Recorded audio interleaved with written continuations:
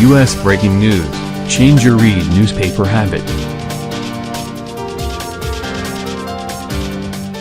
23 years ago, Scott Baugh was a little-known Southern California lawyer whose conservative politics and youthful brio impressed Republican U.S. Rep. Dana Rohrabacher, who steered his new protege to a seat in the state legislature. Now, Baugh wants the congressman's job. What was once a political kinship forged around the values of the Reagan Revolution has deteriorated into a nasty rivalry in a state where Republicans can scarcely afford it. Democrats are pursuing a string of Republican-held House seats in California, 4 of them partially or entirely in Orange County. But in the 48th district, Rohrabacher also is fighting off one of his own. In a worst-case scenario, the intraparty feud could cost the GOP a seat in a year when the balance of power in Congress might hinge on a handful of California races. "It's a dangerous situation," said Republican National Committeeman Sean Steele, who's known Rohrabacher since the 1960s and is backing his friend's bid for a 16th trip to Capitol Hill. The bad blood between the old allies appears to stem at least partly from Baugh's belief that the congressmen are reneged on plans to retire at the end of the current term. It also reflects new reality in the increasingly Democratic state. Republicans fighting over their shrinking turf. Rohrabacher, 70, is a one-time Cold Warrior who became Russia's leading defender on Capitol Hill. His name has come up in the investigation into Russian meddling in the 2016 presidential election. He has denied any wrongdoing. The guitar-strumming, surfing-loving congressman is a former speechwriter for President Ronald Reagan. He also is widely known for his longtime support for legalized marijuana.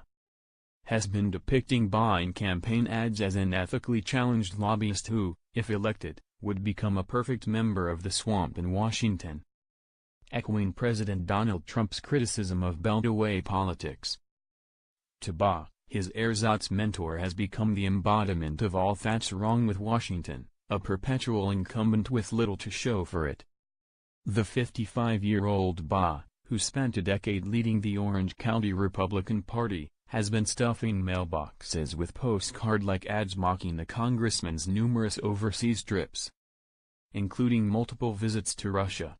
"They do call me Putin's favorite congressman," one jeers, the flip side carrying a rendition of Moscow's famous domes of St. Basil's Cathedral.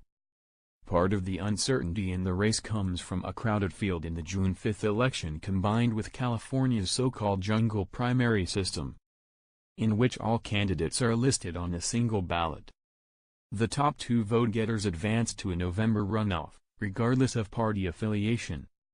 Voters in the Coastal District are seeing a barrage of ads backed by millions of dollars from candidates in both major parties, as well as outside groups. The rift has divided Republicans in Orange County, once considered a GOP fortress where Democrats have been making inroads. Rohrabacher's district, which includes wealthy seaside enclaves like Newport Beach as well as inland suburbs, is among 7 in California held by Republicans but carried by Hillary Clinton in the 2016 presidential race, making them targets this year. As a durable incumbent, Rohrabacher can claim an advantage. He won the district by nearly 17 points in 2016, though he hasn't faced a tough race in recent memory. The party establishment is behind him. House Intelligence Committee Chairman Devin Nunes is headlining a fundraiser for him next month. And in March, House Majority Leader Kevin McCarthy and other prominent Republicans sent Baugh a scolding letter, urging him to step away.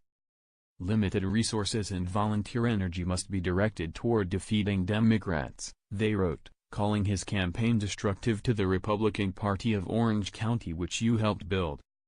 Baugh remains undeterred. "The longer you stay in Washington, the less likely you'll get anything done," he said in an interview. Rohrabacher's campaign did not respond to a request for an interview.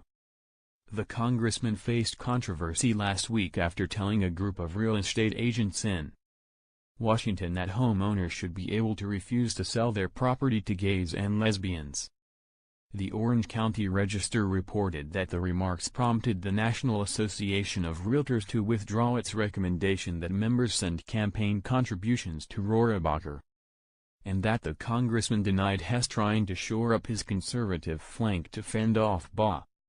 Democrats have their own problems, too many candidates, which could water down the party's chances. Several Democrats are among the top spenders in the race, including businessman Harley Rowda, who's backed by the party's campaign arm in the House, the Democratic Congressional Campaign Committee. But neuroscientist Hans Kierstead snagged the endorsement from the state Democratic Party. Ironically, there is also the possibility that Baugh's candidacy turns out to be a blessing for Republicans. With 16 names on the ballot in a district with a Republican pedigree and a double-digit registration advantage for the GOP, it's mathematically possible that 2 Republicans advance to the runoff, shutting out the Democrats in November.